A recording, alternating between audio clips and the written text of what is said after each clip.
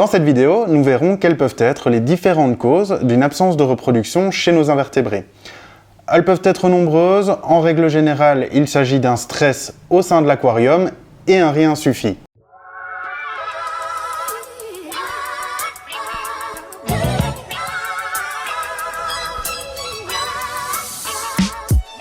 Hello, c'est Flo et bienvenue à toi si tu découvres ma chaîne sur laquelle je parle d'aquariophilie orientée invertébrés dans le but de permettre leur maintenance et leur reproduction au plus grand nombre. Les crevettes sont des animaux grégaires par excellence.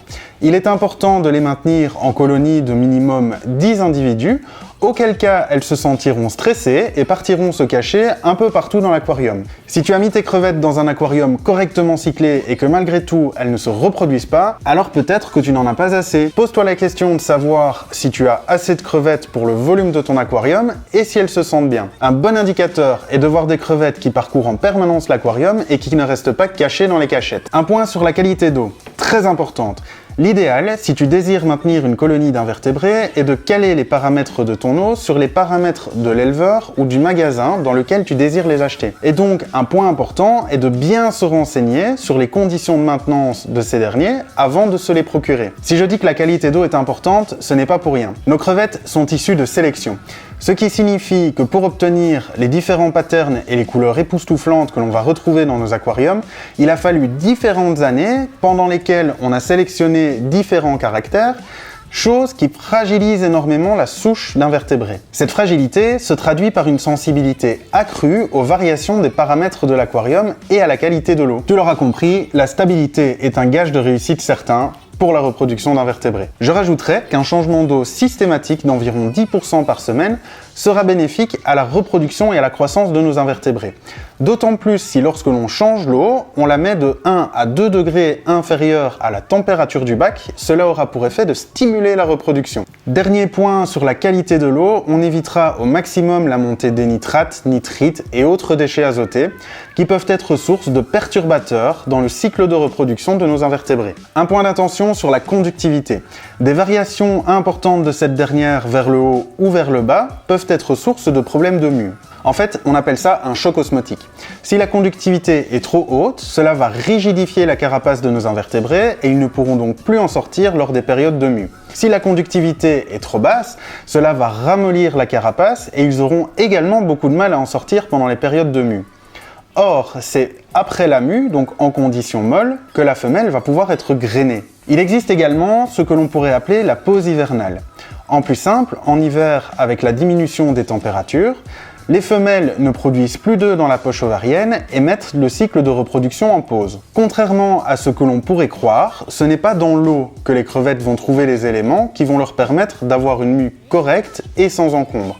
C'est principalement dans la nourriture. Il faudra une alimentation variée et adaptée. Quand je dis variée, cela signifie qu'il faudra apporter à nos invertébrés l'ensemble des éléments et nutriments dont ils ont besoin pour se développer correctement. Lorsque je dis adapté, cela signifie qu'on trouve à l'heure actuelle énormément de friandises que l'on peut donner à nos invertébrés, mais qui ne sont pas toujours au top pour eux. À titre d'exemple, j'ai pu observer dans différents groupes crevettophiles qu'il y avait des aquariophiles qui mettaient de la banane dans leur aquarium.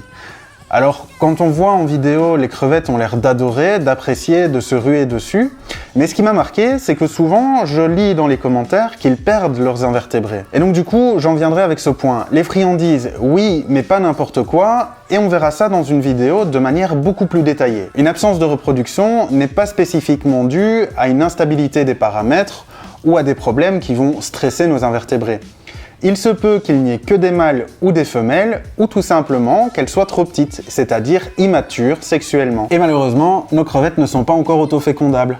Ce serait bien pourtant. Et alors enfin, dernier point, il se peut que ta femelle ait été grainée et que tu ne l'aies pas observée, et qu'elle ait perdu les œufs, ou qu'elle ait été grainée, qu'elle ait donné naissance, mais que les jeunes aient disparu.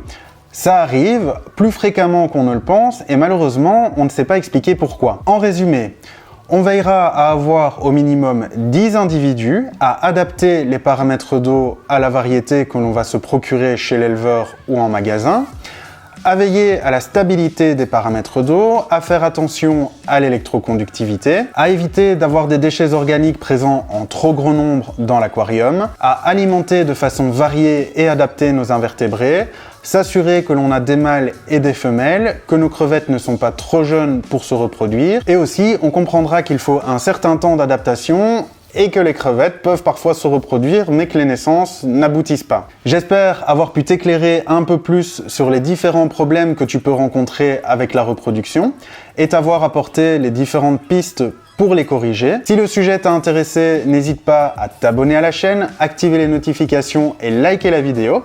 De cette manière, tu pourras suivre la sortie des prochaines vidéos et suivre les différents sujets. Si tu te poses des questions, n'hésite pas à me les poser en commentaire, je me ferai un plaisir de te répondre.